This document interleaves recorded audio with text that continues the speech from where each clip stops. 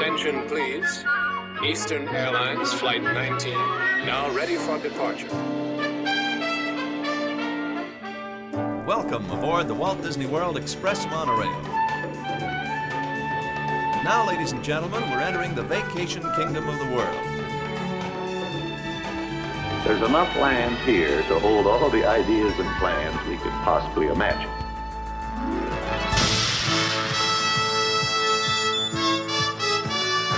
We call it EPCOT. Will be our experimental prototype city of tomorrow. Welcome to another episode of the Retro Disney World Podcast, taking you back to the vacation kingdom of the world, the way it was, and the way it is in your memories. All right, welcome to another episode of the Retro Disney World Podcast. This is episode 40, Skyway and Swan boats. So we'll be taking you back to the time when you could cruise around the plaza area in the Magic Kingdom and also take to the air between Tomorrowland and Fantasyland. But before I get to that, let's introduce everybody as always. Mr. JT Cousier, how you doing tonight? I am just dandy here in Ohio. It's hot out. We're digging it finally. We're doing good. It's almost summer break officially. Yeah, you'll be out before you know it. Yes. Mr. Brian P. Miles from Philadelphia. How you doing tonight, Brian? It's a fine how do you do, as my father would say, to one and all here at the City of Brotherly Love. There we go. And from his own personal Discovery Island, which I got to experience firsthand, Mr. Hal Bowers from Tampa, Florida. How you doing tonight, Hal? Aloha. I am doing just dandy, thank you. So what does that mean? He has a replica Discovery Island? No, well, a couple things. First of all, how I sent you the bill for the hydrocortisone that I needed from your lawn. Okay. Perfect. Whatever those things that bit me 4 days later, I swelled up with these red welts all over my legs. We have some insects in Florida. Yeah. The mosquitoes down there use performance-enhancing drugs. That's Oh, wow. Yes. So Hal was showing me his beautiful backyard and the waterway that comes right up next to that.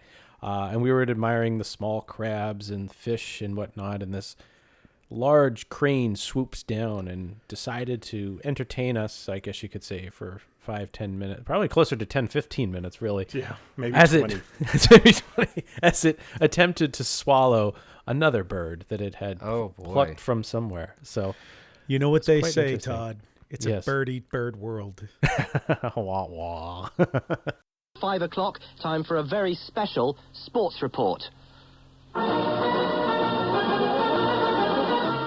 But also, too, how, a couple months ago, the Philadelphia Eagles beat the New England Patriots, my team I follow. But your Tampa Bay Lightning took out the Boston Bruins recently as well. On a date?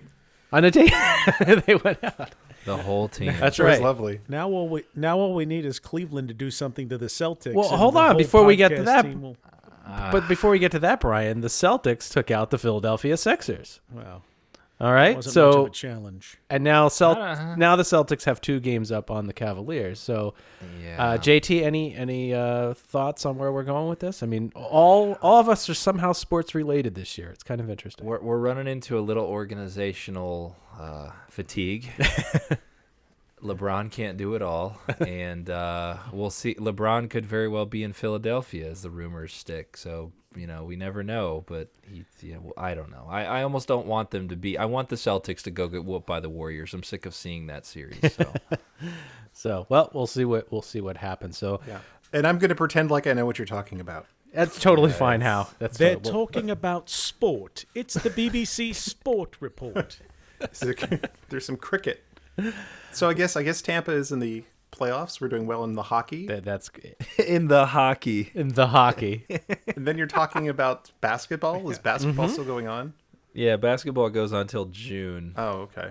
I'm watching the Lightning game right now. It's tied 2-2. Hal, There we go. All right, go Lightning. you guys call them the Bolts, so it's go Bolts. Oh, okay. Thank you. You're welcome. James Alexander Gordon, 26 not out. Sports report, 50 not out. And this is Ian Payne, 3 not out, saying thanks for listening. We'll try and keep up the fine traditions for you. We'll see you next week. Good night. Well, moving on, we've got some comments and corrections from last month. Jay Lynn wrote in, and Brian, you did most of the episode last month on Hotel Plaza Boulevard. Yes, and I apologize for its substandardness. I think it came out great. I'm still waiting on the Michael Jackson feedback. I mean, we had somebody just email us and they said... we did get a lot. Yeah. I mean, but no, somebody emailed and said, did you guys ever hear where the room was, the actual number? Well, and, we still need to do research on. But the Michael Jackson podcast called MJ Cast listens to us and was going to add that story to their own podcast they didn't know about, which was pretty cool. But we have Jay Lynn writing in saying, we stayed around 1987 at the Dutch Inn. It was all blue and white tile and also had giraffes all around the lobby. Now, this is interesting. It says, the Sleepy Bear would greet you in the lobby when you came back from the park. He was in his nightshirt and he was sleepwalking.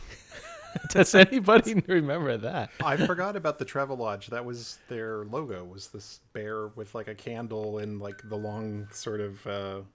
Oh, yeah. Like the night Victorian coat. sort of sleeping garb. Yeah, that's funny. We also got a question from Howie. Do you know anything about the Vistana resorts? They opened in 1980. Yes.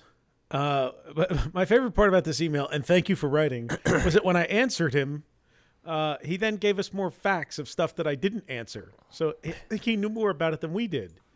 But the Vistana resorts were one of the first timeshares. And in fact, I think he said they were the first timeshare that was built near Walt Disney World. They're still there in roughly the area of the Sheraton Lake Buena Vista, if you know where that is, or the Hyatt Regency Grand Cypress, down near that four-way intersection just off property.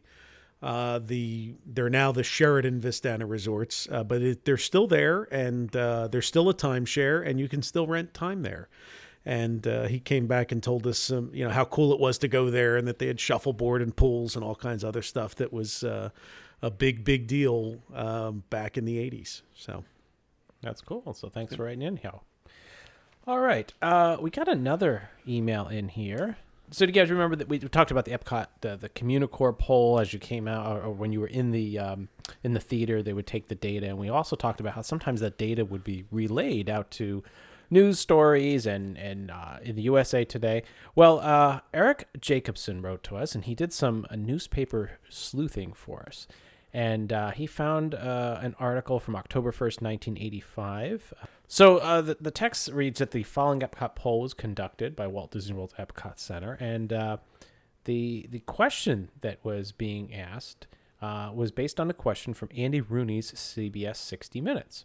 What the question was the following is, what was the most popular state in the country to sell? If you could sell a state, which one would you sell? So this is kind of a little time capsule from 1985. And it like ran we're going to get rid of this at bulk discount because we no longer want that state? Exactly. We're just going to sell it off. We'll sell it off to balance the budget everywhere else. That's right. Any guesses on which one we apparently as a country 2,781 adults chose this state first? New Jersey. Very close. Well, that would only be if they were asking people in New York would the answer be New Jersey. Everyone else there, especially in the 80s, would be like, let's sell New York. That's right. What a miserable place it was back then.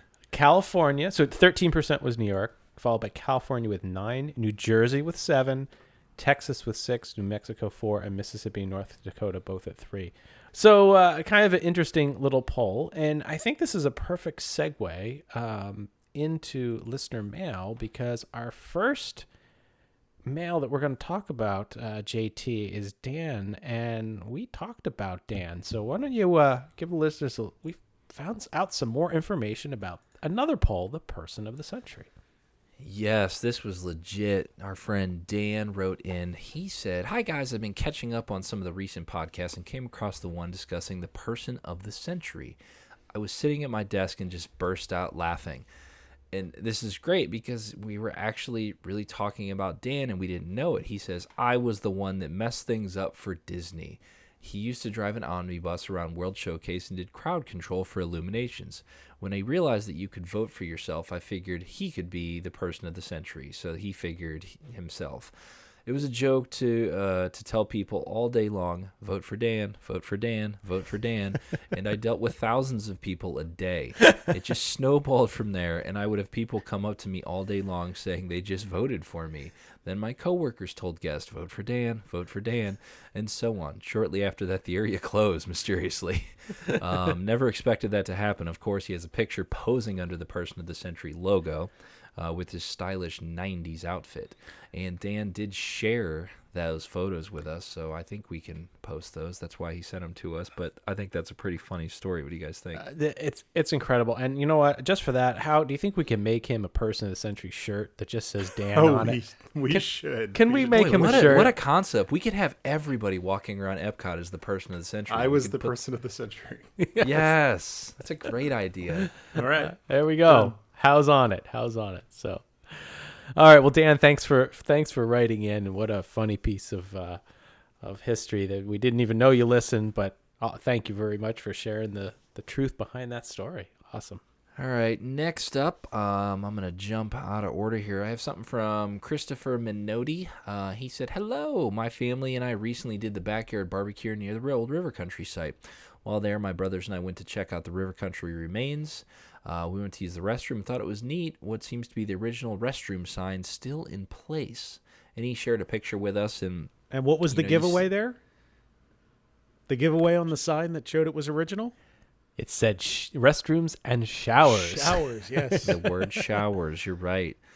He says nothing too crazy, just need to see some of the original River Country still in place. And you get this a lot, and I call false, and you guys could say you're wrong, but you know that sign with Mickey with the banjo, everybody seems to think that's an original, and I don't think that is. That was added after the fact with the backyard barbecue, because if it was true River Country time, he would have a musket in his hand for sure. He wouldn't have a banjo. Right. So Christopher, thank you so much. Christopher is an Ohio friend, so appreciate you listening there. Oh, just pop over. JT would love to see you. Hang on by.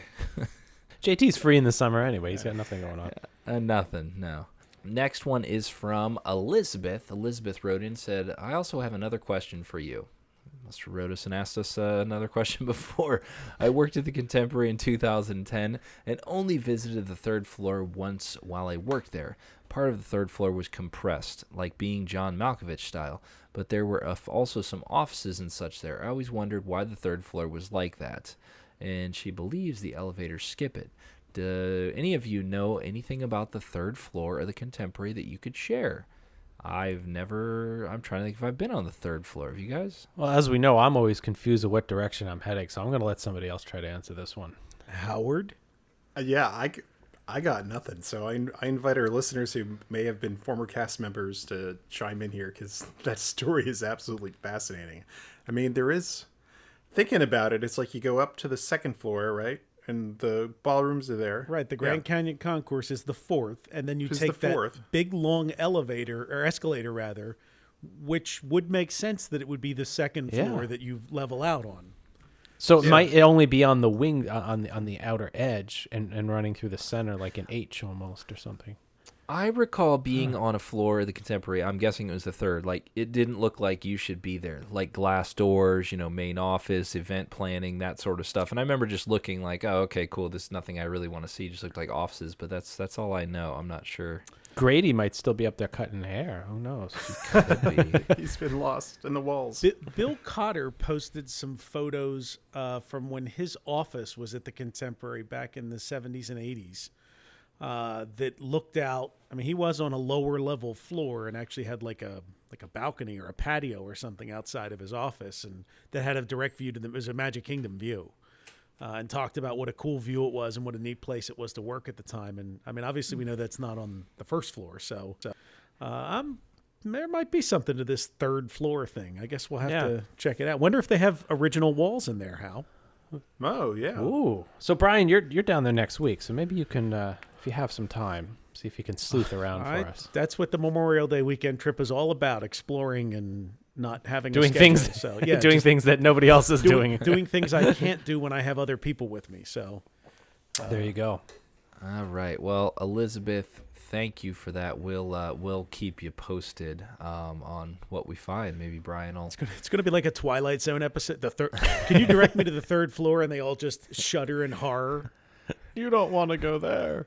Yeah, we don't know what you're talking about, We Brian. had a man go to the third floor back in '98. Never heard of him again.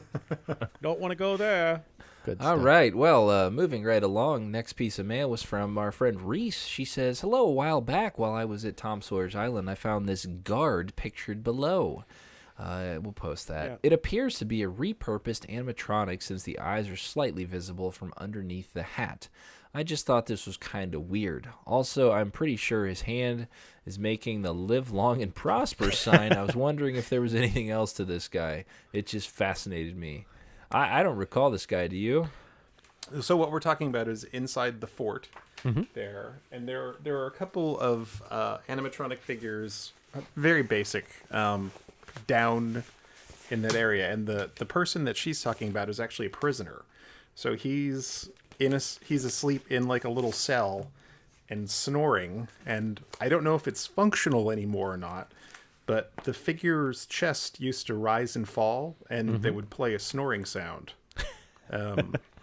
So that you knew that the guy was asleep. So the hat was supposed to be over his head, so that way you wouldn't see the eyes. So obviously the hat's been knocked out of position and needs to be fixed again. We've got some continuity problems here. Yeah. So there's that guy, and then there's another guy that's like in a blacksmith shop with some horses next to him, and his hand is up on a bellows, and he kind of opens and closes the bellows to stoke the fire.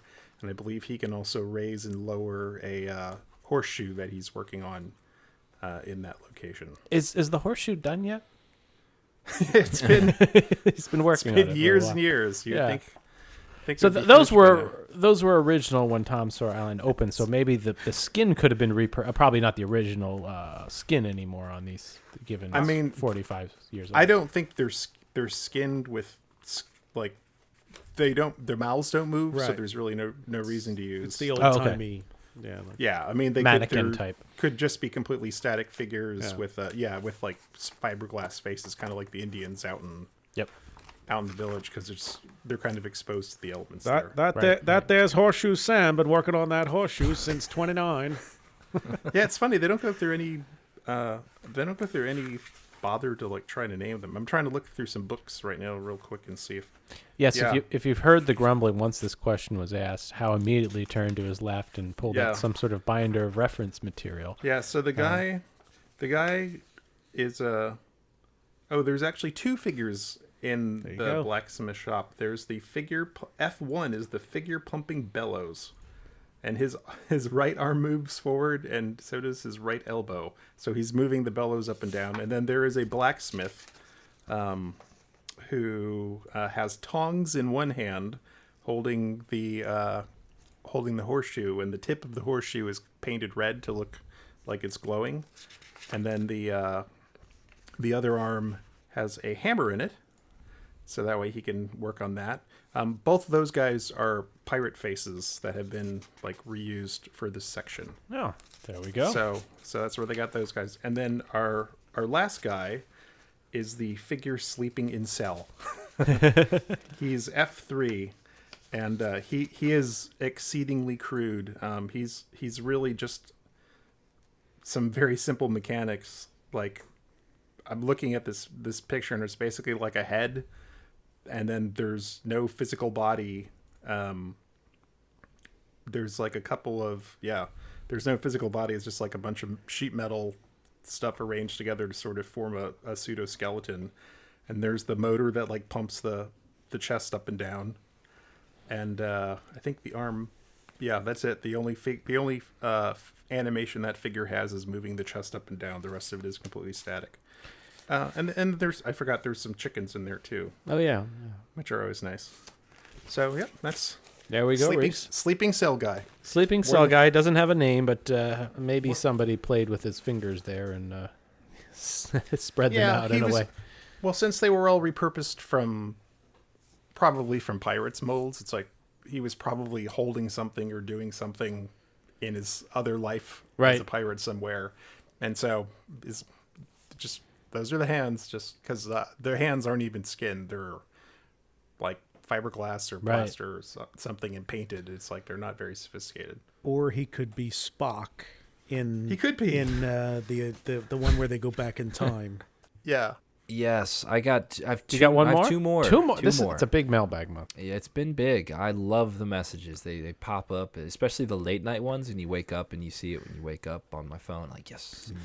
This one's from John Martingano. This is just a quick thank you. He sent us like about 10 different artifacts, everything from 10 Centennial News to some book covers to preview opening center EPCOT ephemera, just lots of good stuff. So thanks, John. We've been kind of throwing that out there, sharing that. And finally, Todd, this I'm gonna catch you off guard with this one. All right, let's go. We had quite a few people, and you might already know the answer to this.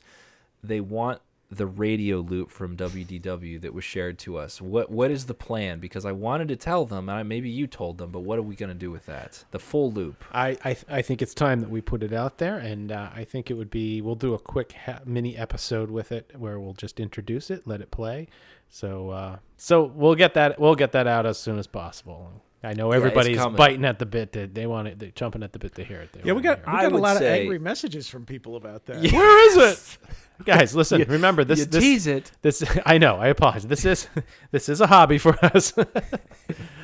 We enjoy doing it. Here's what I'd say we do. We'll have it ready for the summer travel season. So like if you're going to Disney this summer and you're pulling up in the car, the rental car, you drive down, you can throw it on there and tell your kids and whoever else is with you, this is how it used to be. That's right. So we'll do that between 40 and 41. So look for episode 41.5. All right. So that's going to close the mailbag. Huge thanks to everybody that's sending stuff. It's been a busy month. podcast@retrowdw.com is the email. You can direct tweet us. You can direct message, email, Instagram message, anything you want to get in touch with us. Let us know, and we will potentially put that on an episode. And they can call us. That's right. Oh, yeah. 978-71-RETRO. So give that number a call. You get 2 minutes to leave a message, and we'll get you on the air. All right, well, it's time for this month's audio rewind. We had stumped people for a couple months, so I thought I would put an easy one out there. But being so popular of an attraction, I thought most people would get this. But maybe my selection was a little too hard. How I know you knew it, Brian, JT, you got it? I did not know what it was, but you did not. Okay, a lot of people answered it correctly. That's right. I thought we actually did this one once already. Well, know. Well, let's take a listen and we'll explain.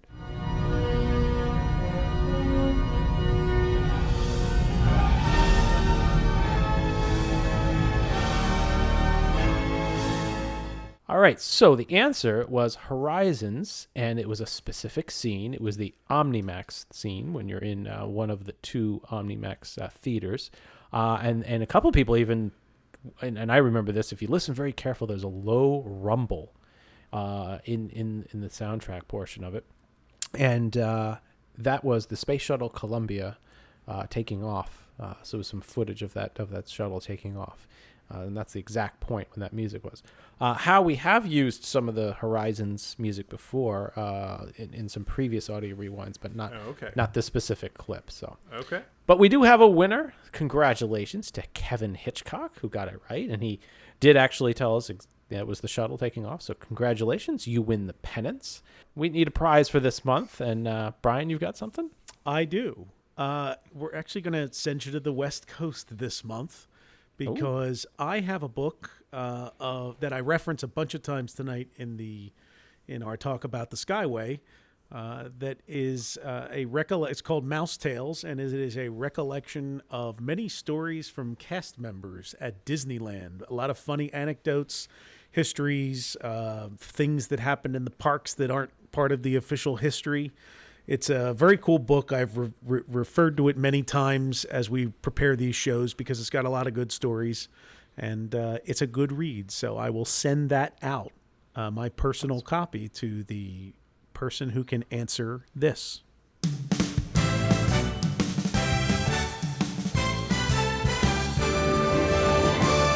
All All right, if you think you know the answer to this month's Audio Rewind, send your guesses to podcast@retrowdw.com. All entries must be received by June 11th, 2018. We'll select a random winner for all correct entries, and to win this month's prize, Mouse Tales the book. And if you are a frequent listener, you always know that we add something to the prize pot, which we draw a random winner out of all correct and incorrect answers in June and also in December. So next month, JT will fire up either the wheel or the big computer or one of those things to randomly select a winner. But JT, why don't you rattle off the prize pot, and I've got something to add in there at the end. All right, so January, we put some EPCOT posters in there. Next month, we had a retro WDW embroidered hat and a McFarkle Christmas card. We also added an EPCOT coin/medal in honor of the Olympics, an Air Force One pin, the EPCOT and Disney World pennants, and now we are on to the next item. All right, well, I've got something to add. I have a DVD here. Bob Gurr, Turning Dreams into Reality, signed by Bob Gurr, who we're going to add into the prize pot. So that's the final prize for this month. Where'd you get that? I have my ways. ways. He's making the news recently too, so that's a hot item. It is a very hot item, and he signed on the cover right above his monorail design, so pretty cool there. So we'll send that out in the prize pot to the winner that we pick next month. So that's the big prize in the big prize pot. So again, we'll pick that next month. All winners, regardless if they're incorrect or not, will be entered into the big prize pot. So give a guess this month if you know the answer to this month's Audio Rewind. All right, well, it's time to get on to our main topic. As we talked about, we're going to take to the air in the Skyway and also go around the plaza on the Swan boats tonight. So Brian and I are going to discuss a little bit about the Skyway. He's got some research, and I have some personal experiences that I want to bring out and talk about. It's a missed ride, but as we know, the Disney Skyliner is bringing something of very similar capacity back in many ways. But Brian, let's roll back to the Disneyland days and how we got a Skyway. Sure thing. But before we start, I know that you and Howard have both rode the Skyway in Walt Disney World. JT, did you ever get to ride it before they closed it? Okay. So I am the lone person. I asked Rob today, I said, did I ever ride the Skyway? Because he was on all my early trips, and he does not remember us riding it. I don't think I ever rode it. Because I used to go in the wintertime, and it was, at that point, a seasonal attraction. They often did not run it during low crowd periods. So I don't think I ever actually rode it. All that said, I have ridden Skyways before, and the Skyway was added to Disneyland for the first full summer in 1956. So it was about as early an attraction as you can get without an opening day one. One of the first things that Walt added there. It's an aerial tram system added in 1956, as I said, it's an aerial tram system that uses a gondola lift infrastructure. And they are two different things. Aerial trams you're used to seeing, like what's the one in New York that takes you out to the island? Oh, Roosevelt Island, right. So and they seat, 10, 12, 20 people, whatever, and take it. And obviously, if you've seen the ski lift systems, they're more the rotating cable and have the different stanchions along the way. So this is kind of a blend of both systems. But it was made by Van Roll of Switzerland, who made those systems all over Europe and the United States. Actually invented in the late 1800s, but predated as far back as the 1600s in Croatia, where they had a similar system using ropes and horses. Wow. Yeah, that's something to bring back to Disney World. We'll go way back in time. And we should mention too. Obviously in Switzerland there with the mountains, they're everywhere. In Germany and Austria and Switzerland, it is a mode of transportation, that and funiculars, but it is a mode of transportation, not just for the tourism industry, but they do use it to move people. So, Todd, do you know where the first one in the United States was? I do not. I should say please. Is. The first one in the United States, 1938 at Cannon Mountain in New Hampshire, and still runs to this day. Look at that. I'm gonna go visit that. Yeah. I'm gonna go check that out. Cannon, probably about an hour and 50 minutes, somewhere in there. So, like so many other things that changed as a result of World War II, servicemen, businessmen came back here after the war, and they tended to proliferate in tourism and some practical applications in the United States after guys, here who were soldiers during the war saw them and brought the idea back here. So as I mentioned, Van Roll built the ones here. The Disneylands in 1956 was their first one in the United States.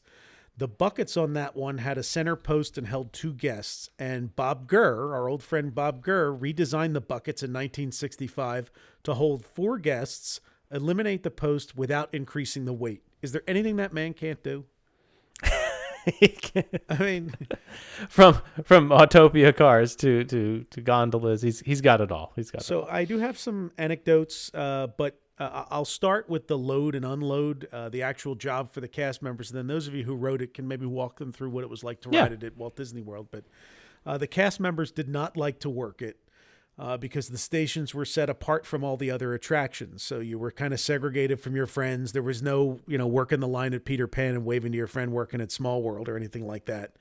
You were up on an elevated platform kind of by yourself. It was a physically demanding role, because you had to swing the heavy cabins around the unload and load zone and then push them into the trip mechanism. And then there was a new cabin about every 10 seconds. So you almost get the sense of that I Love Lucy episode where they're trying to keep up with the candy line.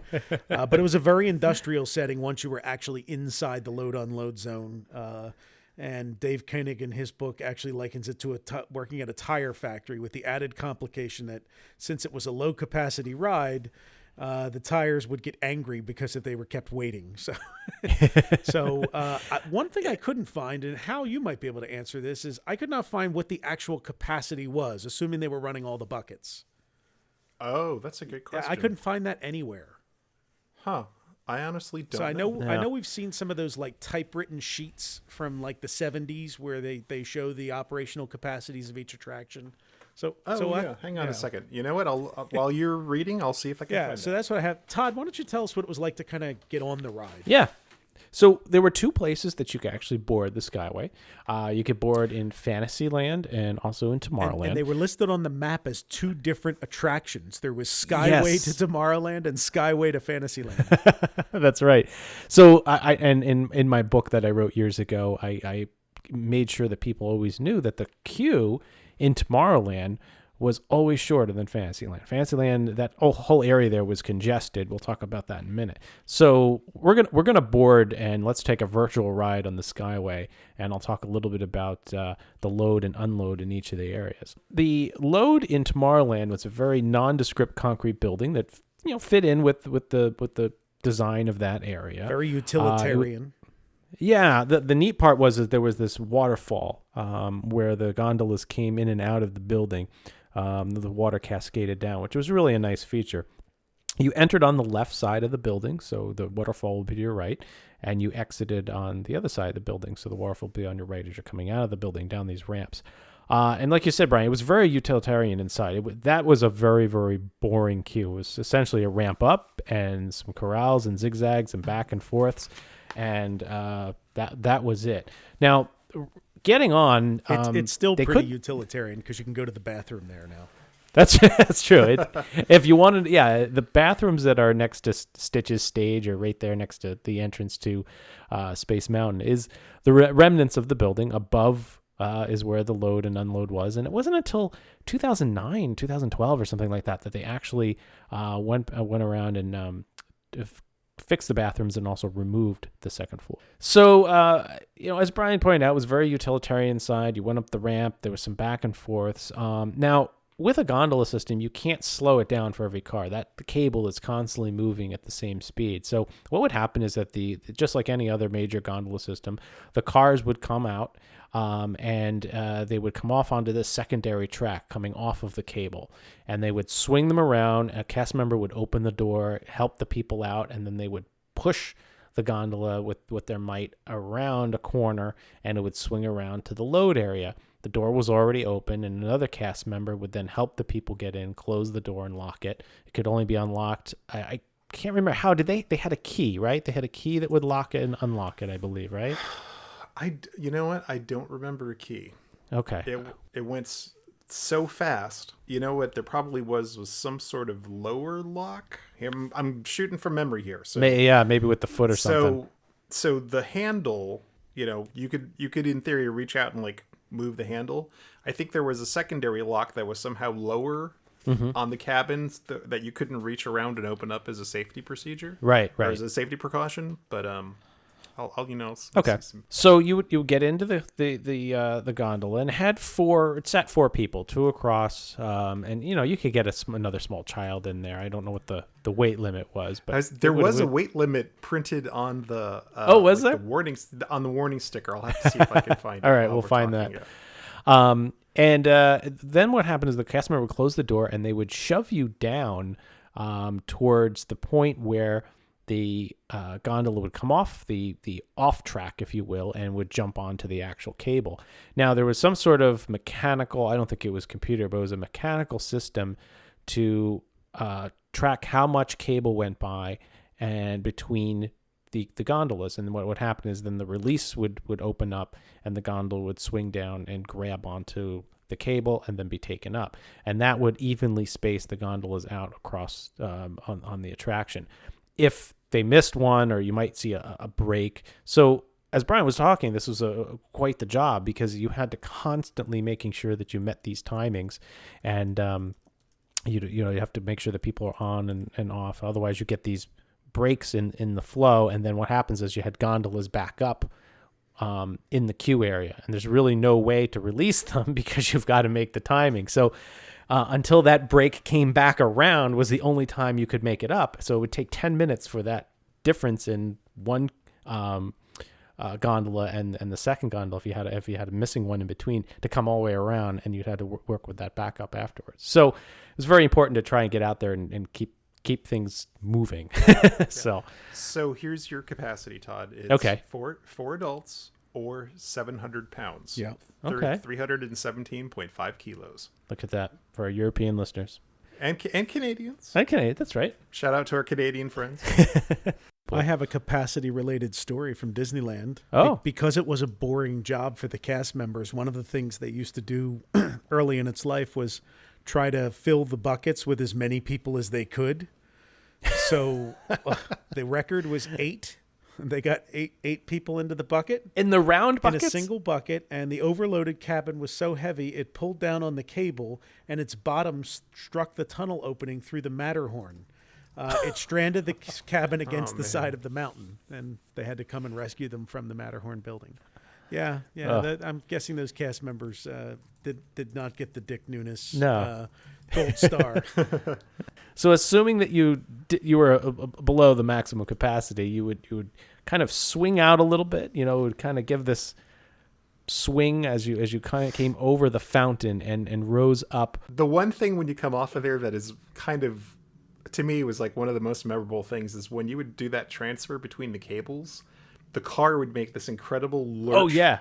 Scary lurch forward with this like weird mechanical sound. You'd kind of like drop for a second. Like there was sort of a harsh, a very floor of the load area went down to account for it dropping down. Yeah. So, and then you immediately start to climb up. So, So there's like a little bit of trepidation before your journey starts. If you didn't like uncertain moves and little bumps now and then or heights, it wasn't really your your thing. So now that we're on our way, we are on the first segment. If you're heading from Tomorrowland to Fantasyland now, so we're on the first leg of the journey to Fantasyland. Now I went out and played around with Google Earth and a couple of our satellite views, and I did some measurements. And I have, for this first segment from Tomorrowland to the 90-degree turn, which we're going to talk about, at about 550 to 575 feet was the first. So not very long. And Hal, you have some statistics on that too, right? Do you only have the total? So I have the total, and it says here that the turn was 80 degrees. So you did a really good job with the guesstimate on that one. That's very impressive. All right. And then after I reveal what I estimated the total length to be, we'll see how I do. Then we'll do. Yep. So you would proceed over the people mover and over the speedway, And then you came to a very unique area where we just talked about turning 80 degrees. You would actually descend back down to ground level.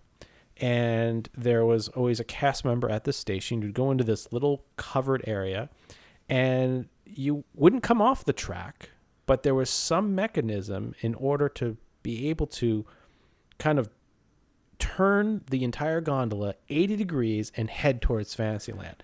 So if you picture, so there's a bunch of giant wheels that would be, I guess, parallel. You know, if you don't think of a wheel upright, think of a wheel laying down on its side.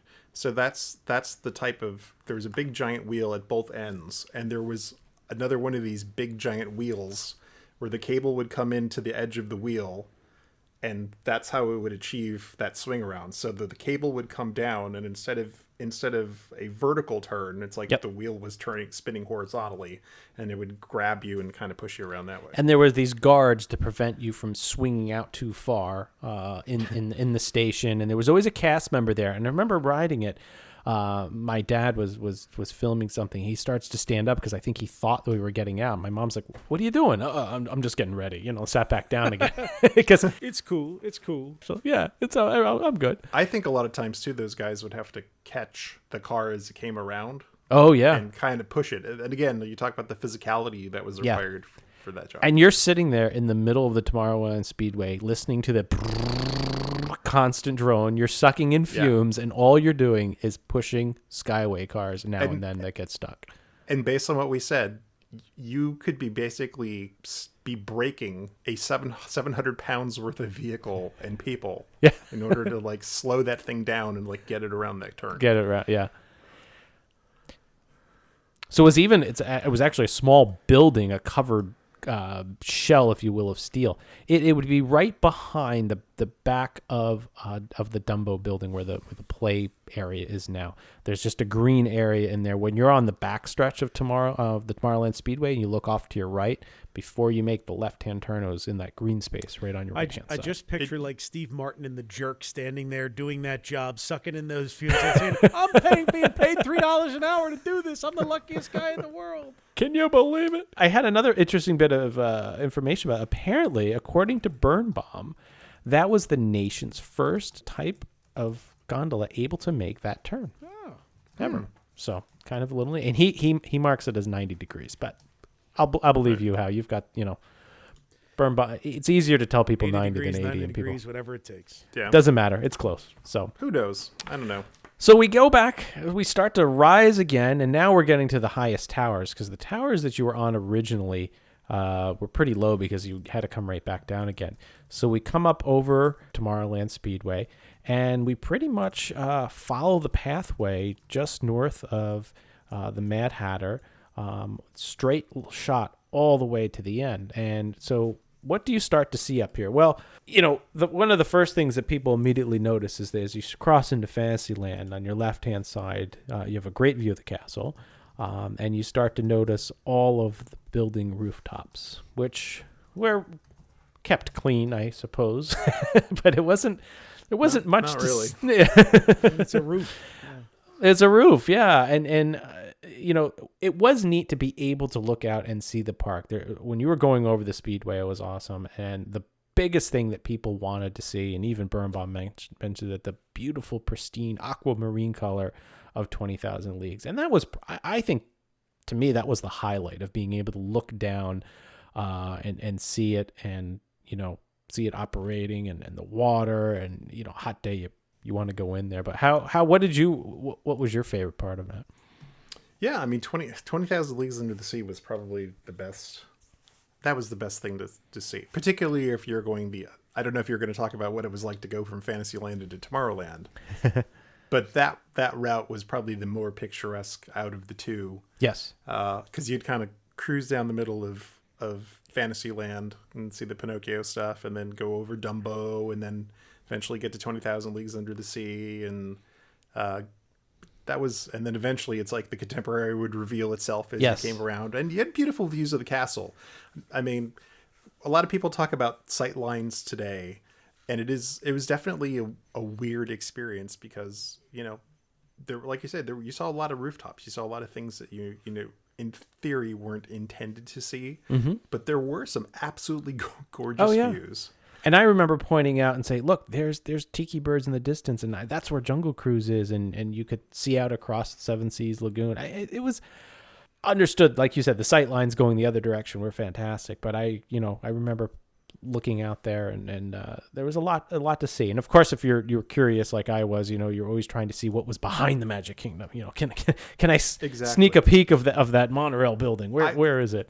Yeah, as I was older, I enjoyed being able to see the dirty roofs and things, because that was different. You could see like, oh my God, the Small World show building is enormous back there. It's like you could really, and you could say like, wow, they really kind of chinsed out on the like extra decoration to cover that up. That's right. You could see where all the little castle parts were just perfectly placed, and then the rest of the building was just plain. And I will say, there's no shortage of photographs and film of this. It was a big thing. It was a big thing. And if you go to any of our restored films, almost all of them have some snippet of the Skyway. I have a personal funny story of it. When I went down, I think I've told this story before, maybe on another podcast, another episode, but I could not wait to go on to 20,000 Leagues. So we went on the Skyway, and I'm thinking, I'm going to see this. And as we approached, empty. I remember this story. Empty. I was so disappointed. It was just all that neon colored coral, and I remember a pump going in the distance, and I'm like, look, they're pumping it. They're pumping water in. And my dad's like, no, that's pumping out. And I'm like, no. So that was the worst memory I have from the Skyway. But I went on it many times. I've got a couple pictures of us up there. But as you point out, how you go over Dumbo, you come right down the center of Fantasyland there, which I always thought that was neat. The stanchions for the Skyway, though, did not lend well to crowd control between Peter Pan and Small World. That got tight. That got really, really tight there. That is a very narrow. Yeah. Just in general, when you think about all the places in the Magic Kingdom where there's like tons and tons of space. Yes. Like there's like two places that I always think of as being like major crunches at Walt Disney World, and one is there. Mm-hmm. And then the other one is like that bridge right before the Mexico Pavilion coming out of Future World, where it turns into like this sea of humanity. That's right. You cannot move past it. You are not going. That's a good judge of crowds, too. It is. And can you imagine it today if it was still there with the strollers? I mean, back then you didn't have the strollers as omnipresent as you do now. Yep. Yeah. Now, I don't recall where the exact spot is where one of the stanchions was, but if you go there, I was looking the other couple weeks ago when I was there. There is some brickwork down that's a circle, and I don't know if that was one of the poles I just added some slides in the last few weeks where there's a slide right outside or there's a stanchion right outside of Small World. Okay. And we kind of made note of it. It was kind of interesting. Yeah. There was a really one of the famous, I think the most famous one was had a fountain attached to it. Like with a little lion's face. And I think that was it. And like we're like, oh, look at that. And yeah, that was really cool. And then a lot of the other ones, they mostly put planters around them through Fantasyland. Right. And the one in Tomorrowland, I think, had some of the hexagonal benches or something around them. Which most of them were benches. They were dual purpose. It's like they are ugly, but they also put nice benches and a little bit of greenery around them. And so Todd took you on this ride. And the most striking thing was you left this utilitarian, brutalist kind of station in Tomorrowland, and you landed at like the most beautiful, picturesque station in Fantasyland. To this day, I think that was one of the most absolutely well-designed, landscaped areas in all of the Magic Kingdom. And I had played alpine music, and you'd come down into this chalet-style load and unload area made out of this brown wood, and then they had a little waterfall. I mean, how you've seen it, everybody saw it. It was amazing. A clock tower. Yeah. I mean, and it felt like you were even the walkway to get up to it. There was like a little babbling brook, and you walked over a little bridge, and you had to climb upstairs, I believe, too. I don't think it was very ADA. Yeah, you go up. There was this little Snow White wishing well was there too. Yep, that's right. So that area that we're talking about is now where the tangled restrooms are, for those of you new. And I will say, talking about tight areas of the park, as the Magic Kingdom grew, that area between Haunted Mansion, which is now open. They've opened that up, but when it was that single passageway past the Columbia Harbor House and into Fantasyland, that was really tight. So I know why they did what they did, and the additional space is welcomed, but it is a shame we lost some of that the nice alpine design. But yeah, the music played on for I remember people saying, "Oh, the Skyway's been shut down for years, and the music's still playing in the queue." You could walk up, and if you listened carefully, you could hear some faint yodeling. Yeah, it was one of the like, as a nerd, like one of the highlights of waiting in that queue is as you would come up and go around to the outside edge, there was this kind of like a covered bridge walkway part of it, and if you were on the right hand side, you could kind of peek out through the slats and see where the Haunted Mansion show building, like there's just like this long like, I don't know what you want to call it, just a cement walkway between the Haunted Mansion building and the Small World building.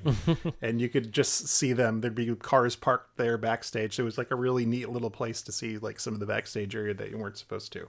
Yeah. Oh, Todd, what's your length? Yes, thank you. So I measured the second length of about 1,200 feet for a total of about 1,750 to 1,775 one way. Okay. So according to this, the cable was approximately 3,600 feet long. Divided by 2 is 1,800. So, ta-da! Nice work, man. Thank you. One of the things that we didn't talk about, just operationally, so the motor that drove the Skyway was in the Fantasyland section. So that's where that was. And then the counterbalance, in order to keep the cable taut, there was a 16-ton weight on the Tomorrowland side. Wow.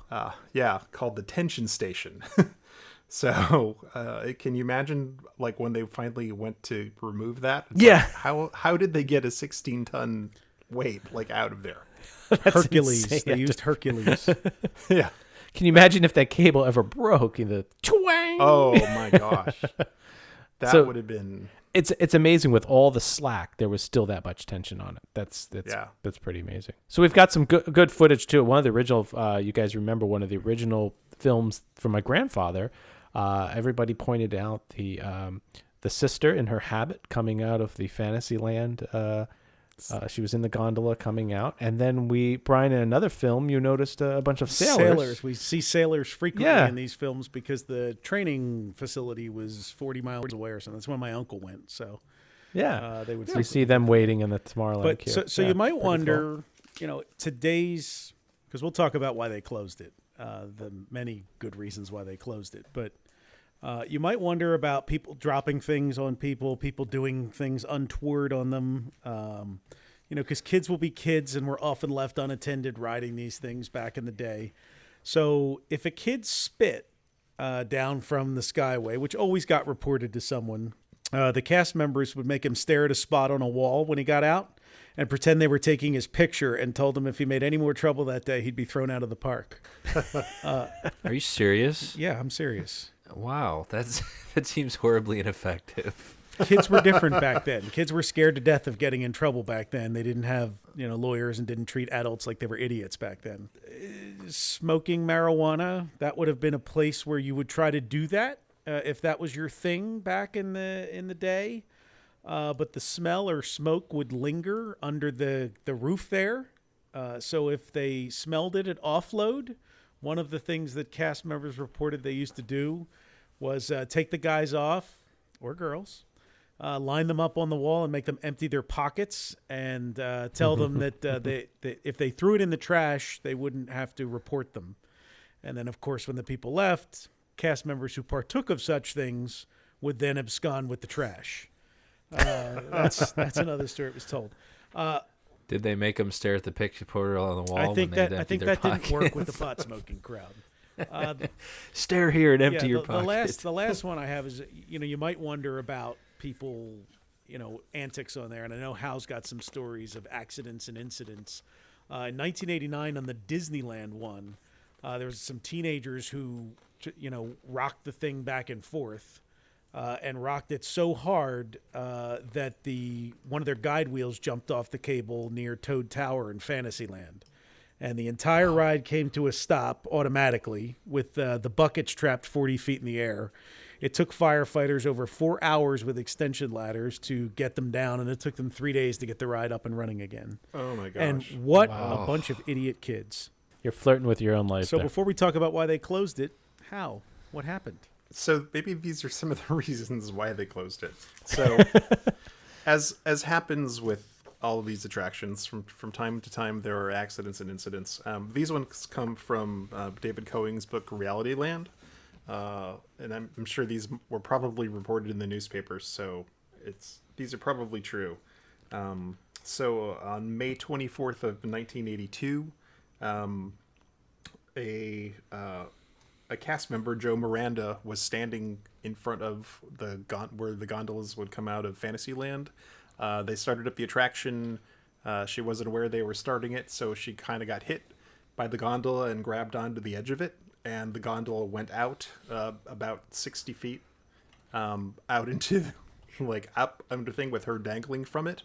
And someone finally hit the E-stop. So it got out to about 100 feet. Some sailors, again, the sailors. There they are. To the rescue. Sailors climbed up the little A-framed entrance tower to try to be able to get up to her. What a scene. Yeah. But she tried to swing the gondola in that direction, kind of like an acrobat, but her strength gave out before and she fell about 20 feet down.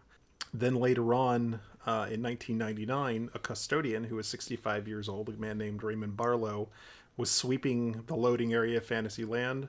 They started it up. He got in the way, didn't realize it. Again, he grabbed the side of it, got pulled out over the park. He dropped 40 feet and went through some trees and died, unfortunately, from that.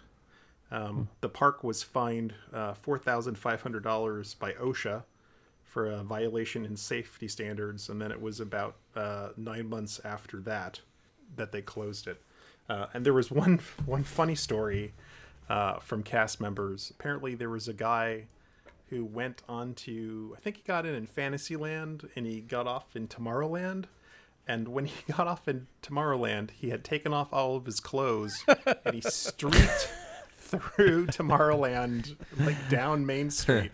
And then they finally grabbed him and pulled him off stage somewhere in Main Street.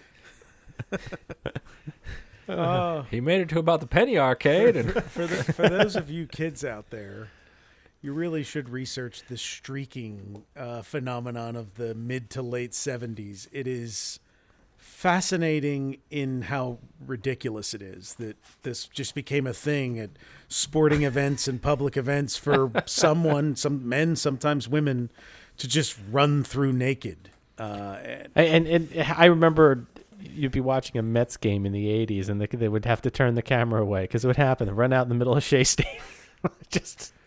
Yeah, and there was even a top 10 song by, I think, Ray Stevens called The Streak. All about streaking. That's right. We might have to drop that in here a little bit. But the ride did eventually close. It was at Disneyland, Tokyo Disneyland when it opened, and at Walt Disney World when it opened. Disneyland's was the first to close in 1994, and then Tokyo Disneyland closed in 1998, and they finally closed the one at the Magic Kingdom of Walt Disney World in 1999. And we gave you the fate earlier in the show of the two stations, which both were eventually torn down either completely or partially. And we have the exact day of last operation was Tuesday, November 9th, 1999. Exactly 5 years to the day when Disneyland closed. That's interesting. Yeah. The main drivers for it, I mean, there's a lot of them, but it was a low capacity attraction. In Disneyland in 1956, it was the first one of these systems in a park here.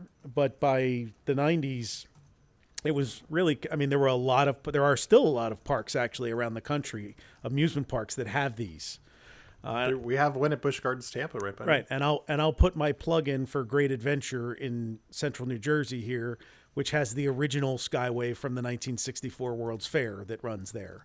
But by the late 90s, it was a very kind of pedestrian, off-the-shelf thing to have running in a Disney theme park. In addition to being low capacity, in addition to being obvious safety issues when you're dealing with, at that point, 40, 50-year-old technology and ride systems. And on top of all of that, imagine today, if they still had it, how many drop cell phones there would be with these morons taking selfies out the side of it, or Yep. I think it reached a point where everywhere they had it running, it was like, you know what, this is just way more trouble than it's worth, and so they gradually took it out of all the parks in the 90s. I'm sure to the delight of insurance company lawyers. Yeah. So there's a great article from November 11th, 1999. On the Orlando Sentinel that basically, there was a spokeswoman for Walt Disney World, and she says it's part of our ongoing efforts to phase out some of the older attractions and introduce new things to keep our parks exciting for our new and repeat visitors. It's just something whose time has come. And she additionally said, certainly it was one of the older rides. This was based on our guest evaluations and our desire to renew things to keep them fresh. It was also interesting, too. Do you guys remember Bob Selinger of the Unofficial Guide to Walt Disney World in the 80s? So they quoted him here, too. And I love this. Judging from the response from when they closed the ride at Disneyland, most people won't even know it's gone. But I like his other quote here. Disney figured it could probably make better use of the space taken up by the two Skyway terminals. Well, ironically, one is still a bathroom, as we talked about. They took the top off. The second one, it took until 2012 when the Tangled area. So it took 13 years to reevaluate that space and do something with it. Yeah, in the interim, that Fantasyland one had become stroller parking, and in one of the coolest uses of it during special events like the Not So Scary Halloween party and the Christmas party, they would do Snow White and the Seven Dwarfs photo ops at that Fantasyland station. So that was the photo op spot for that, which was a really cool backdrop for that shot. Yeah, and that makes sense because really the whole thing was supposed to be Snow White. That station was themed somehow. I don't know how the Alpine thing is Snow White, but it did carry like a Snow White theme throughout. She enjoyed Ricola. Right. Ricola.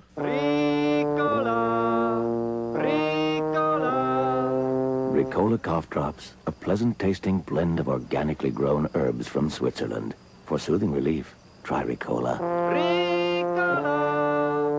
Now, I was going to say, if anybody wants to ride the Skyway, go ahead. Like I said, almost any of our films on the website have footage from it. And there's if you just search Skyway, we'll throw some photos in as well in our photo search.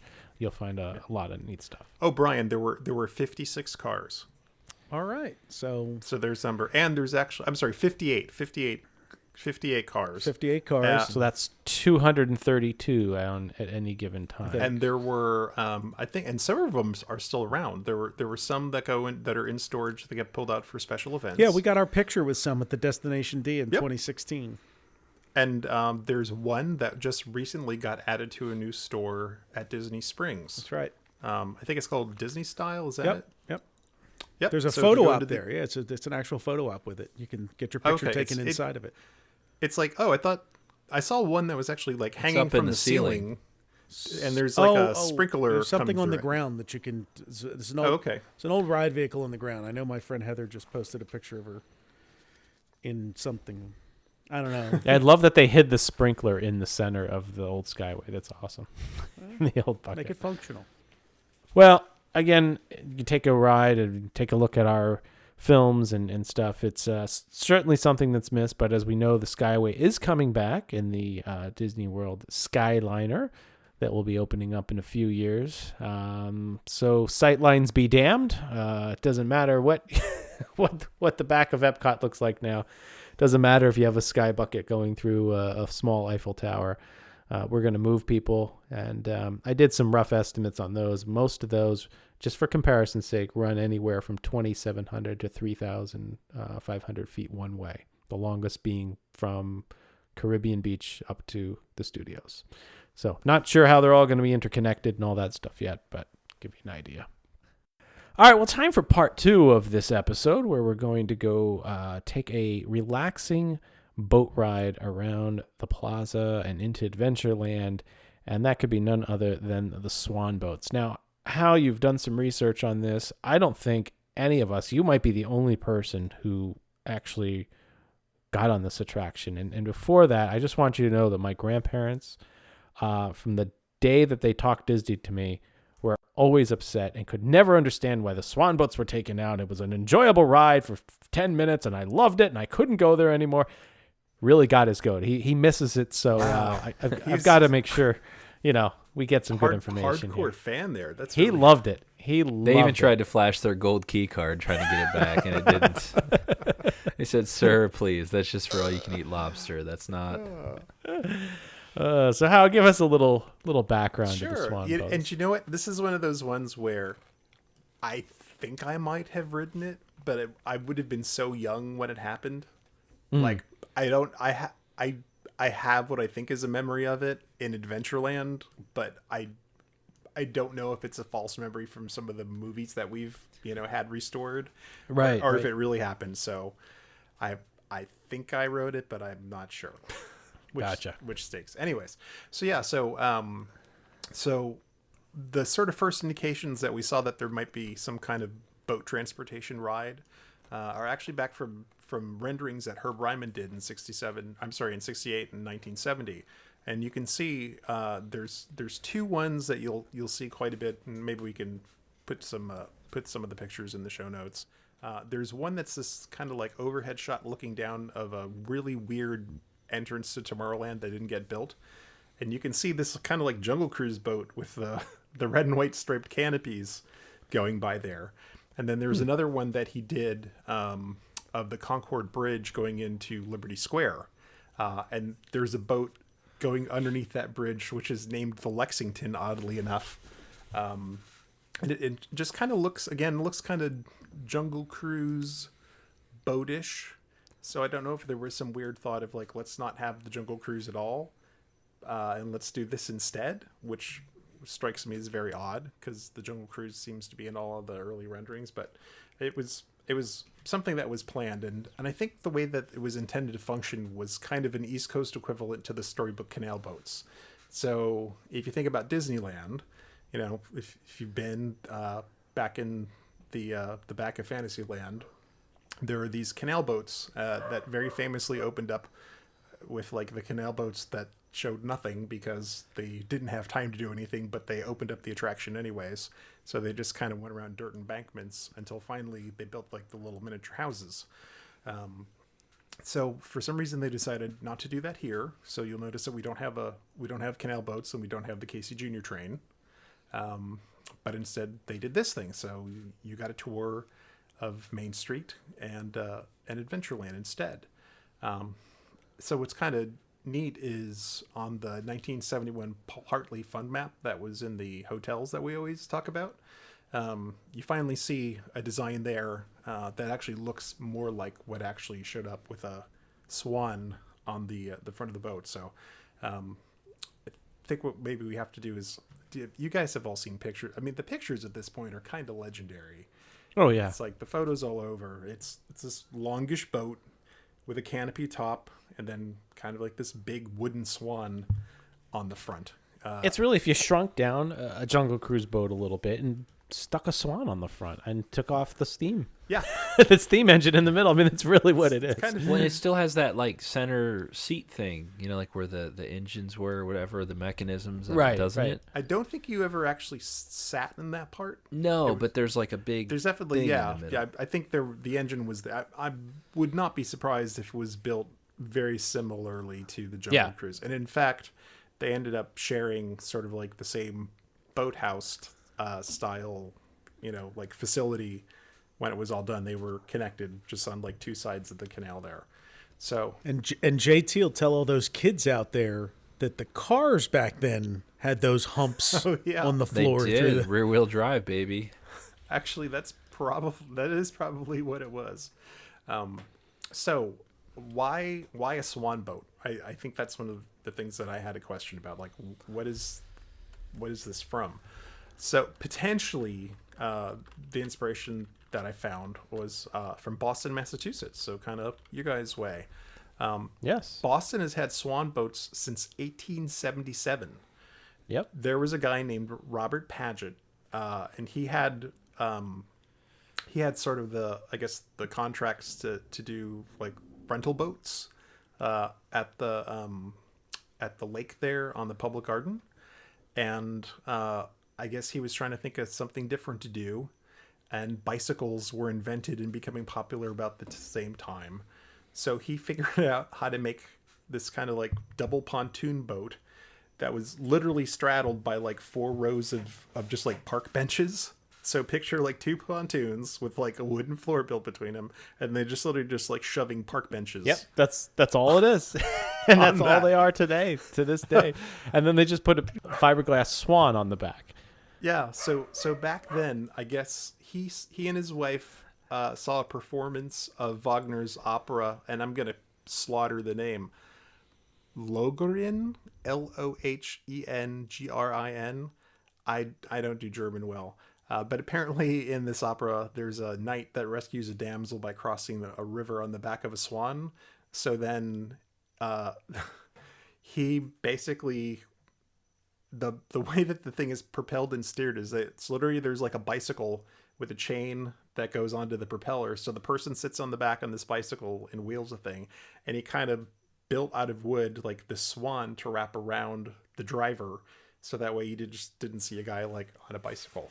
Over the years, they've expanded. They used to have 4 rows. Now I think there's like 6 or 8 rows, and it's slightly more modernized. But but yeah, that's the only instance of like public swan boats that we can find. I think later on it became a little bit more common. Like there was some paddle wheel style ones that are in Orlando at Lake Eola. Yep. But that was long after Disney and long after this. How we've talked about Storyland, which is opened in 1954 up in Glen, New Hampshire. And there's a well-known, they have some little boat rides and stuff, but their swan boats are little electric ones, and they're extremely slow.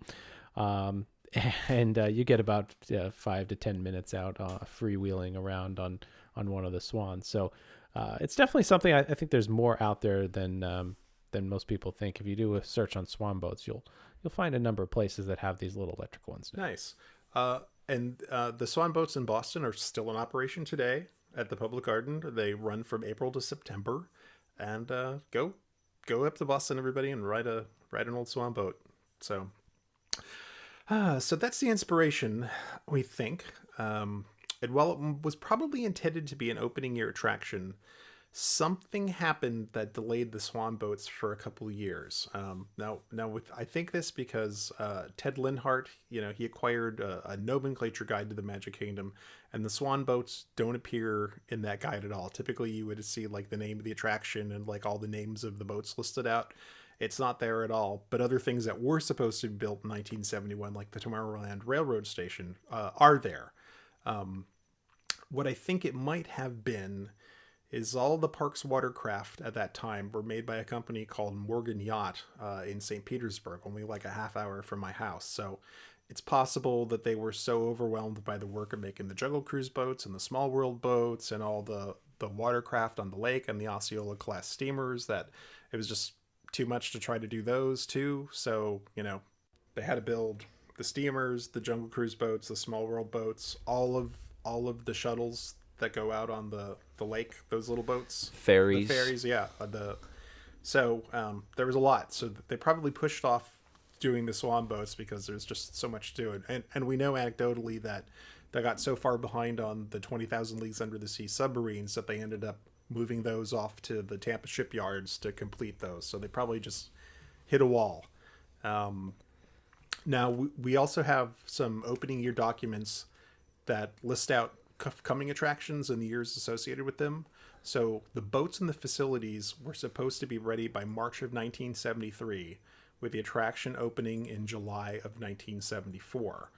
And it said that Card Walker was a huge driving force to have the swan boats open as quickly as possible. I think he felt that the park really desperately needed more capacity and more rides.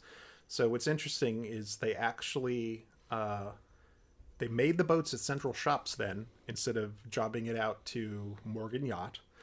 And we actually have a photo of a prototype boat in the drained moat during the construction of Tomorrowland in 1971. Yeah, that's one of the coolest pictures because it has, I believe, has some of the envelope attached to it, which is where hands can go, and it's all made out of plywood to simulate going through the bridges. It's really, really a cool photo. Yeah, it's very cool. So I mean, they were earnestly, trying to work this out, in 71. It just wasn't time. So the official opening date was May 20th of 1973. Now, there's a lot of back and forth about whether or not it actually opened before that, and they made modifications and had to open it up again. I think what we may have seen, based on the fact that they were doing some prototyping, is that there were some boats out in the water that were probably shot. My theory is like there were publicity shots made. There was a lot of testing because there was a guidance system involved that we'll talk about. So I'm going to go out on a limb and say that opening date is probably like the real opening date, and anything that you would have seen before that was probably just publicity shots or testing to try to make the dumb thing work. But still, May 20th, 1973, that's well over a year before the July 1974 date that was initially promised. So apparently Cardwalker really did light a fire under people and got this thing open a year ahead of time. So each of the boats could carry 26 passengers. There was bench seating along both sides, like the outsides that would face in, plus space for about 2 or 3 people in the front and the back of the boat that also would sort of face like into the side. So like the Jungle Cruise, if you think about the way the Jungle Cruise is configured, it's very similar, where you kind of have to crane your neck around backwards in order to see what's going on. The shell of the boat was entirely fiberglass, including the integrated seats, and then the seat backs on the 2 sides were made out of wood. Now, one of the things that the people that worked on it I know were really proud about was there was actually real gold leaf on the crown that the Swan boat had on, and on its beak, and like this little filigree on the wings. So there's a real deal there. We know that there were 13 boats originally named after Disney characters. Now, the only 2 that we know for sure are Snow White and Maid Marian. And people have guessed that the rest of them are probably named similarly to the Storybook Canal boats in Disneyland. But so far, we don't have like a confirmed master list. But, yep, 13 boats. And by the time the ride closed, due to engine failures and things, they were down to about 6.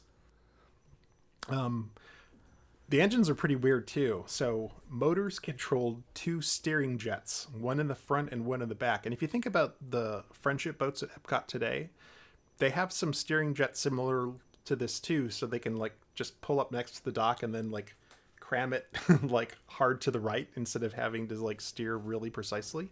Even large cruise ships have those now too. Oh, for okay. docking. They have some of them have the rotating their pontoons on the bottom, if you will, that are submerged with the propellers inside, and those propellers can actually rotate 360 degrees so that they can slide the ship in. But there's a lot of boats now have that. So exactly like you said, they can kind of just push their sails right into the dock. Side thrusters. There we go. Thank you, JT, the nautical man. Yeah, they're super loud, too, on most of the boats I've been on. Oh, really? Intense. Don't want to be down near the engine room. Yeah. So no, it's just a scene to watch that big thing go sideways. It's really cool. So I wonder if this is one of the like earliest instances of the system in use or not. Cool. All right. So as you said, the jets could rotate 360 degrees. So you could, in theory, like dock them very, more easily. So what you wanted to do if you wanted to dock the boat is you basically turn the jets towards the port side, and then it would shove the thing starboard and into the dock. On the control panel where the hostess would sit, and it was hostesses, so if you think of the time, it's like the Jungle Cruise was all guys. These boats were all girls. It had an entirely female like staff until the 1980s. That one video online at the 80s has a dude running the tour. Yeah. And we'll get into why maybe that happened, but yeah. So, so there are these 2 little steering wheels up on the top, and then there were actually like 2 throttles, like one for each of the jets, so you could control not only the direction but also the speed of those jets individually, which is pretty weird. So the really fascinating part of all this is something that I know I and some friends of mine had speculated about for years, because we would walk over to where the Swan boats ran and we would look down in the water and we'd see these kind of like two things in the water that were left over that we could never know exactly what they were. So what we know now is that Disney patented an electronic magnetic guidance system, and that there were two wires embedded in the concrete canal bed under the boats that were parallel to each other. So if you think of sort of like the line of where the bow would follow, there were two lines that would run each side. So in theory, sort of how the guidance wire worked in the universe of energy. Oh, where it would stray too far and bring back to the left and right. Yeah. Exactly. So the boat would kind of stay like within the electrical field of this thing, and if it got too far to the one side, it would automatically, and we have video, you can see in some of our movies where the wheels start to turn themselves, which is really creepy, to try to line up. So yeah, the concept is they would kind of stay within this thing, and the boat would drive itself. So how this coincides perfectly with something that we uncovered when we restored the magic of Walt Disney World. I'll send you a link to the film here. There is an overhead shot of them flying through the plaza, and you can very clearly see about every 2.5-3 feet these little concrete blocks in the Swan. So that must have been where this you're talking about. So we'll include the link here, but it basically starts around the 650 mark on the film or so, and you can clearly see these concrete stanchions, if you will. Actually 644, and there's all these. So do you think those are what the guidance system was, or is this pre-track? Take a look at it. 650. It's very clear. So what there is, where the speculation comes in, is there is some thought that there was an earlier guidance system that did not work, and that this was sort of like what I know about was in a second version to try to fix that. We're earnestly trying to track down someone who worked on the attraction opening year to try to get some more information, and hopefully if that comes through, it's like we might interesting. So that's this seems so early for this, though. Was that technology available? The Magic of Walt Disney World was published in what year was that made?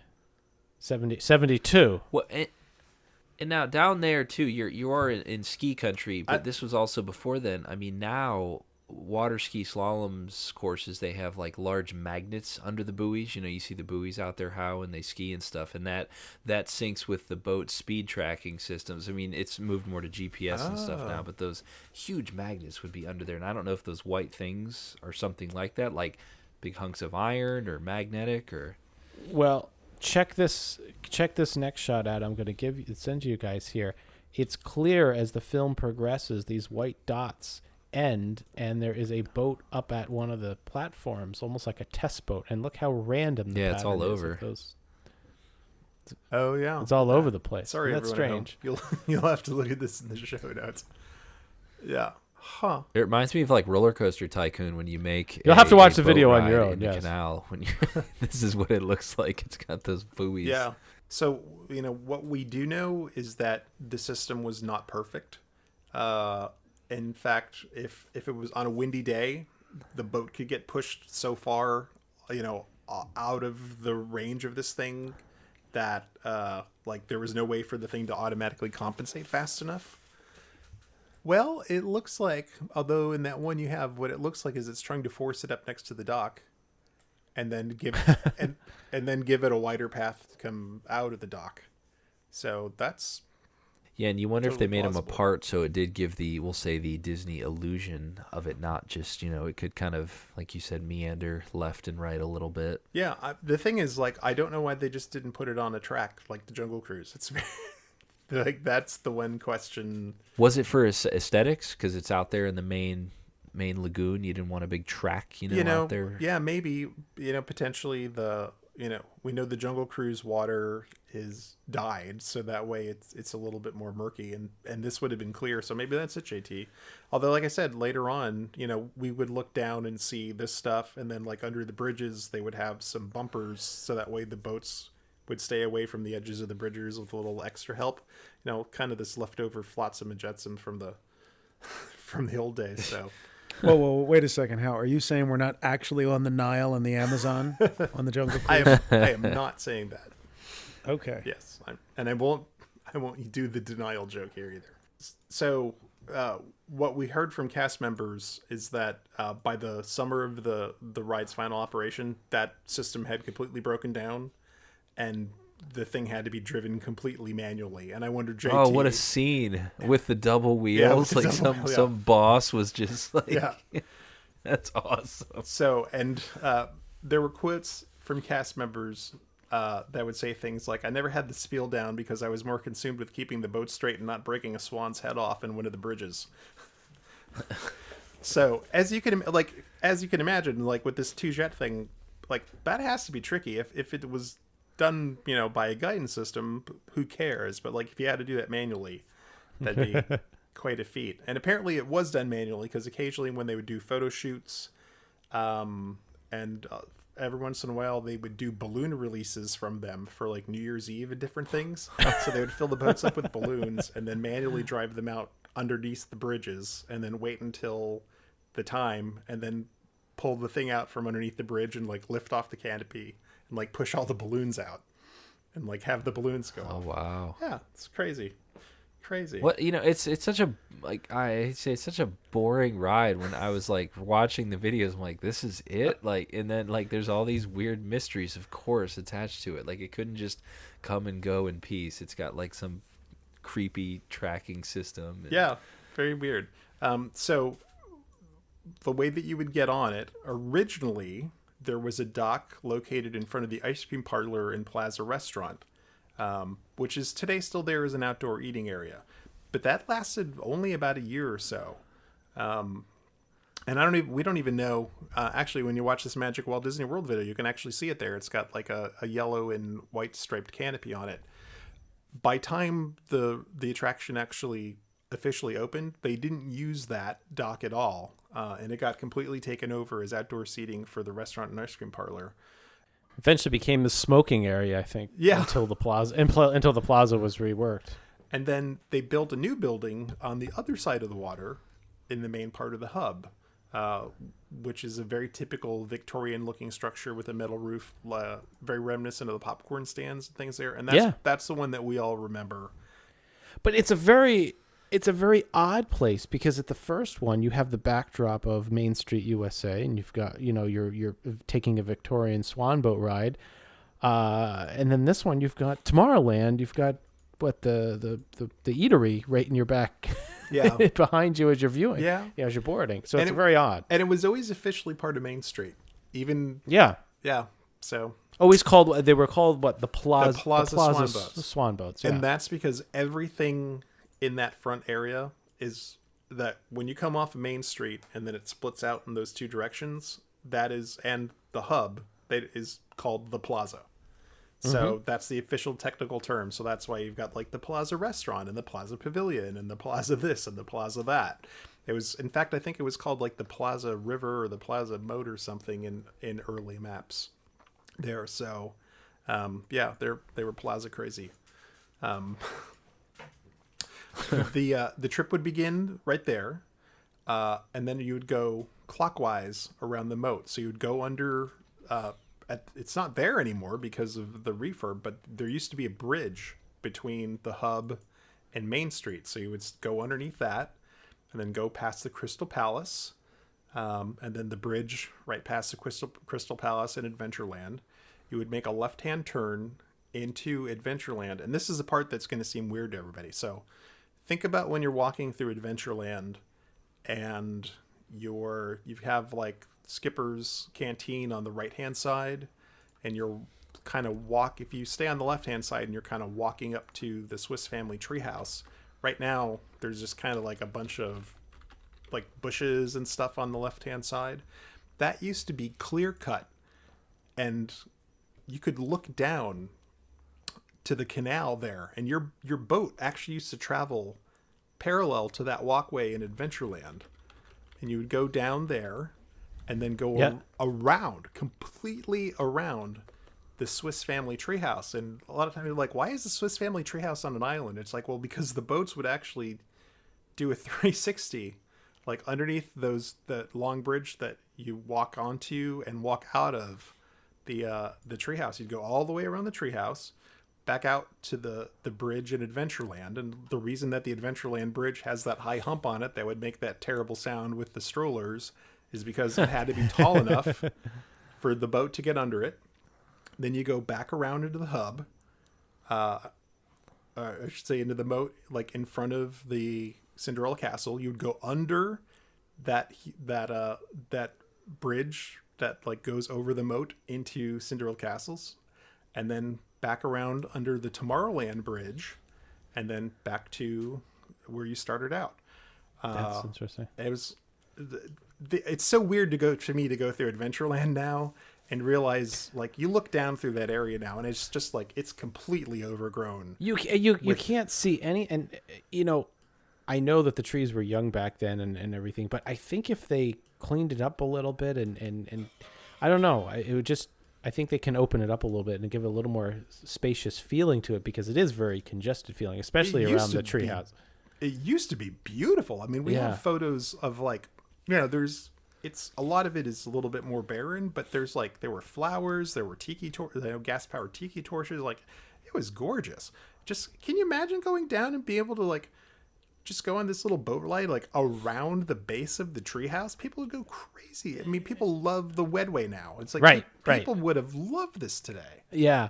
Now, is that area behind so the waterway is still there behind the Swiss Family Robinson? You just can't even see it. Yeah, I think you might be able to see parts of it.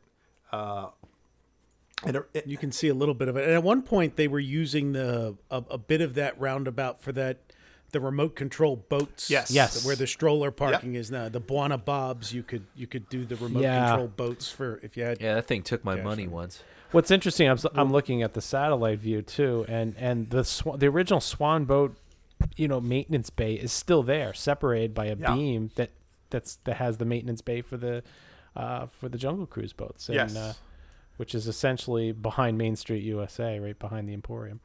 It's seems crazy that stuff is it's still there. Like, what? I guess you really can't do anything with it. I mean, you may as well use it for something, right? I think there's like it's probably turned into like a break room for the Jungle Cruise or something now. Yeah.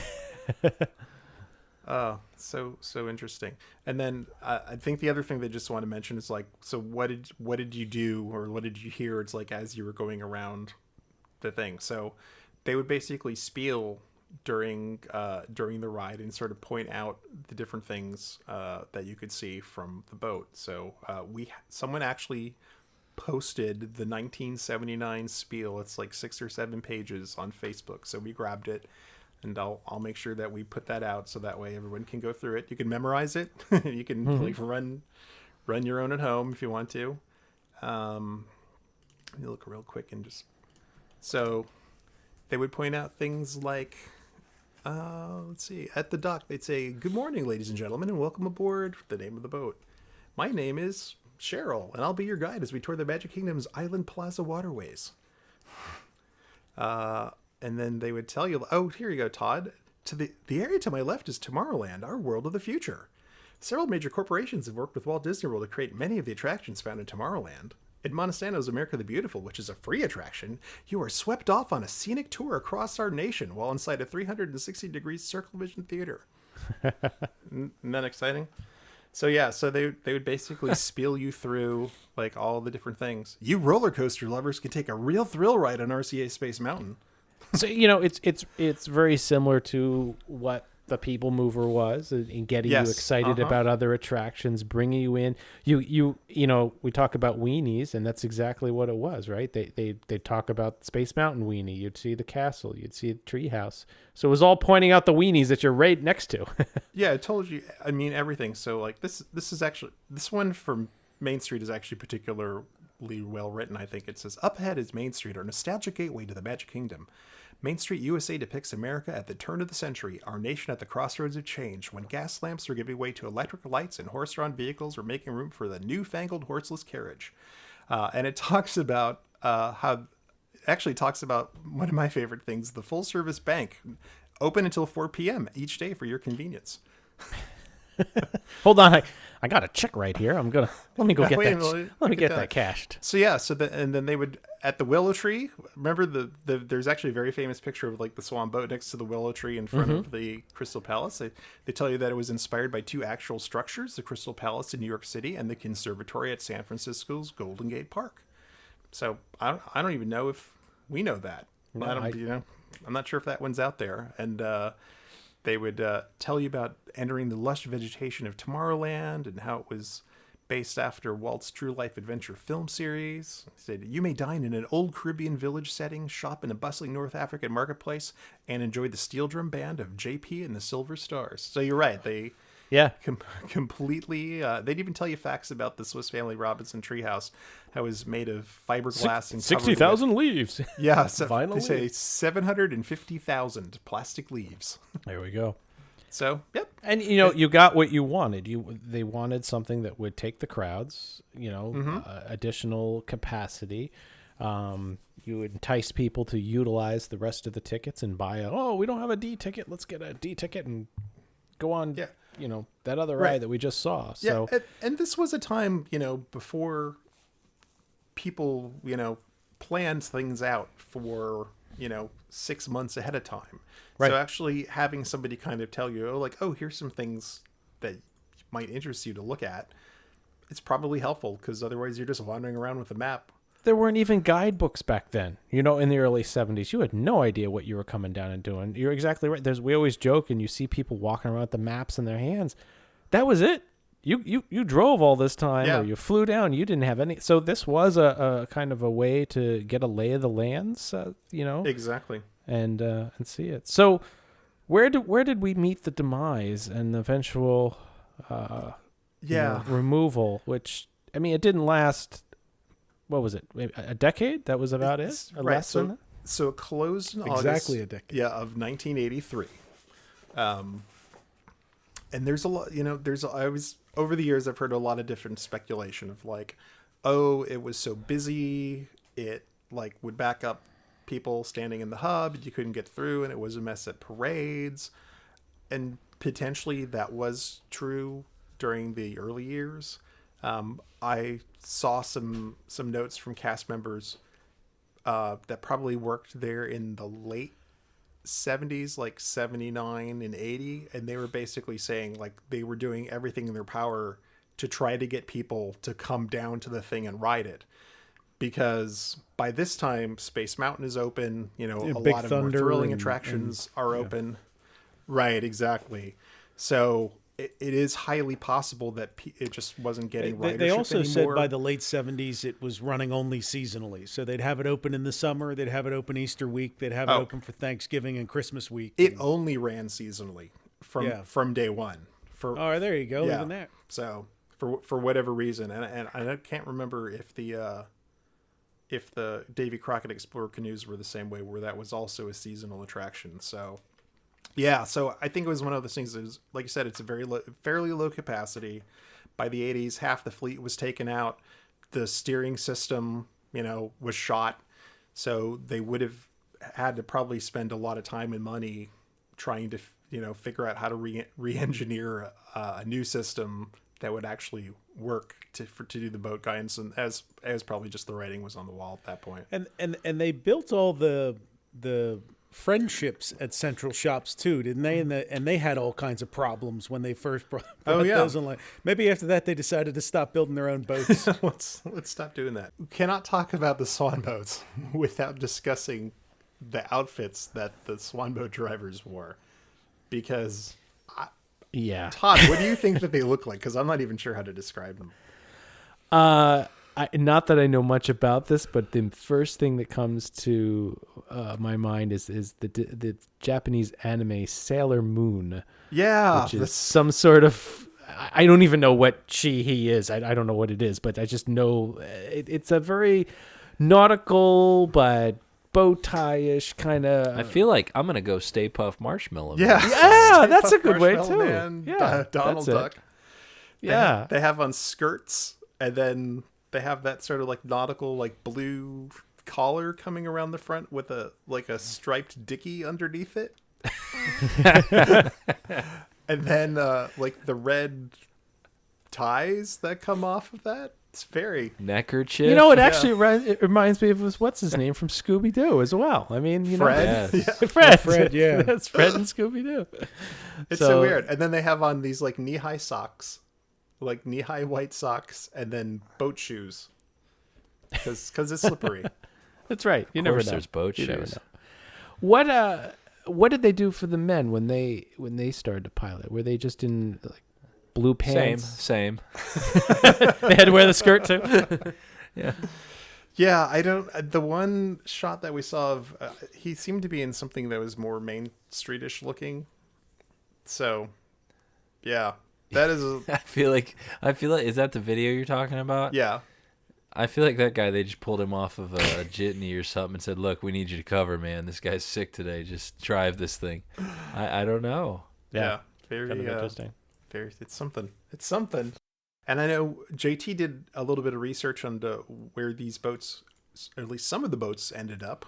So, could you tell us about that, JT? Yeah, one of them, it was the Snow White boat. Were they named? Yeah. So they were named after different Disney characters. Okay, well, the Snow White one turned up. I don't have the exact year, but it turned up without the Swan on it, and they were kind of, just like, wow, we found it finally, great, cool, it's the only one we know of. And but then in a different post I saw online, the Swans appeared separately, like just magically by themselves without a boat. So long story short, they connected the owner of the Snow White boat with somebody that owned one of the Swans, which apparently all these Swans were sold at auction backstage a number of years ago.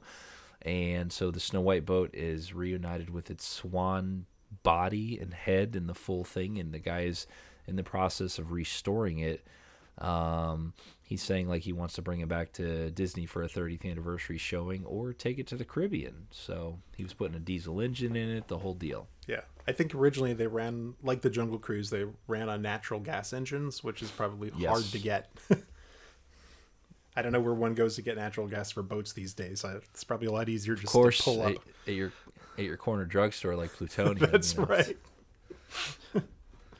But yeah, so beloved by those who wrote it, hated by those who didn't, and the maintenance department. The Plaza Swan boats. What's interesting, that when I was talking about how I was disappointed that 20,000 Leagues was closed when I was there in 1980, I didn't return till 86, so the Swan boats were closed. There's no photos of us on the Swan boats. There's no film of it. I'm wondering if it was closed as well, because I know my grandfather, loving it, would have would have had us on there, and we did not return to 86. He only wrote it in the 70s. So I'm wondering if it was down at that time. What what time of the year did you go? It was October. So it usually was open just in the summertime. So unless you were there on a particularly busy week, it might have just been closed. So it was a heat wave, and it hit a record that week that we were there. Florida. Yes. Yeah, you're coming up now to your winter. You'll be indoors while we come out from hibernation. That's right. So I don't know if I wrote it. I'm going to assume not, but I'm sure a lot of people out there have some great memories. As how indicated, we've been doing some research and trying to reach some individuals out there that worked on the attraction and piloted the boat. So hopefully we can get them on in future episodes. All right, so guys, let's talk a little bit about how we had an idea here for a T-shirt. So maybe you'll make that come through. As we were talking here, we've got a sale going on, so I ordered a couple shirts while we were chatting here. But how you added another B. Jones Farm came in this way. That you surprised us. Yeah, I think the other one was was sort of reproduction of what's on the mailbox. Right. But so I wanted to take a different tact because I love the B. Jones Farm things, but the mailbox isn't for everybody. So this is kind of like a logo emblem of the B. Jones farm. Still has a chicken on it. The chicken's awesome. Yeah. The chicken's awesome. And you guys will expect this from me. I really, when you put that shirt out, I looked at it, I go, okay, cool. I'm not going to buy that one. I don't know what it is. And I didn't realize what it was until I rode the ride one day, and I go, wait a second. Now I get it. Yeah. It's definitely a cool one. Yeah, a lot of them about the slow burn. It's like one day it just hits you. Yep. I gotta like it.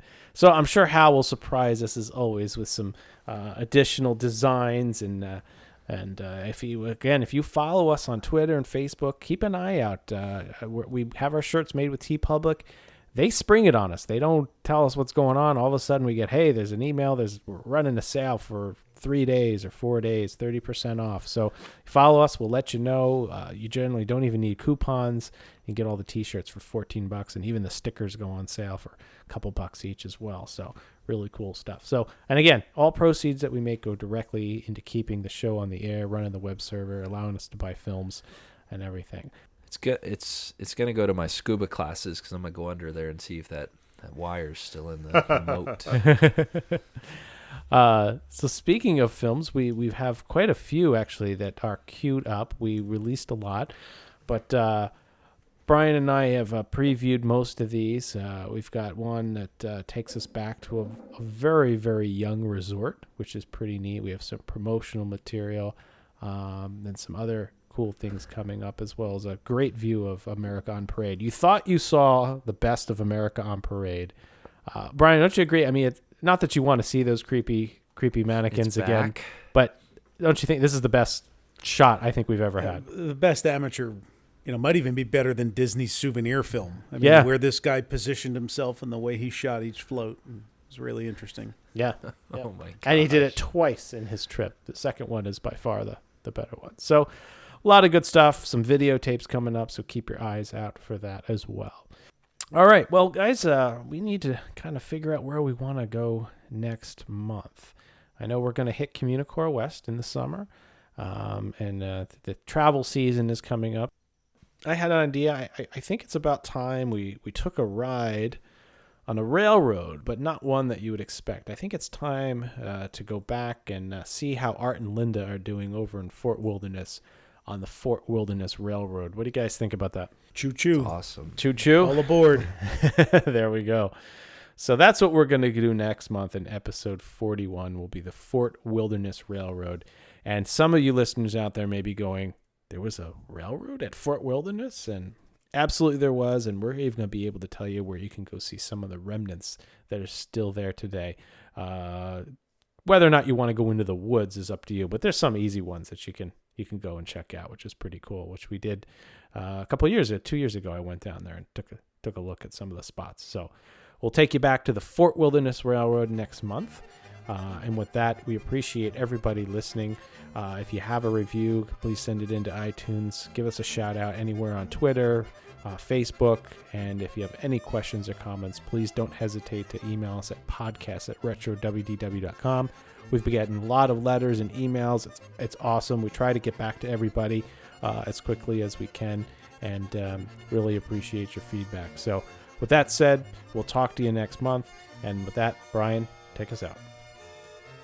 Follow Todd McCartney and Retro WDW on Twitter, Instagram, and Facebook at Retro WDW. For all things Retro Disney World, including exclusive merchandise, visit us on the web at retrowdw.com.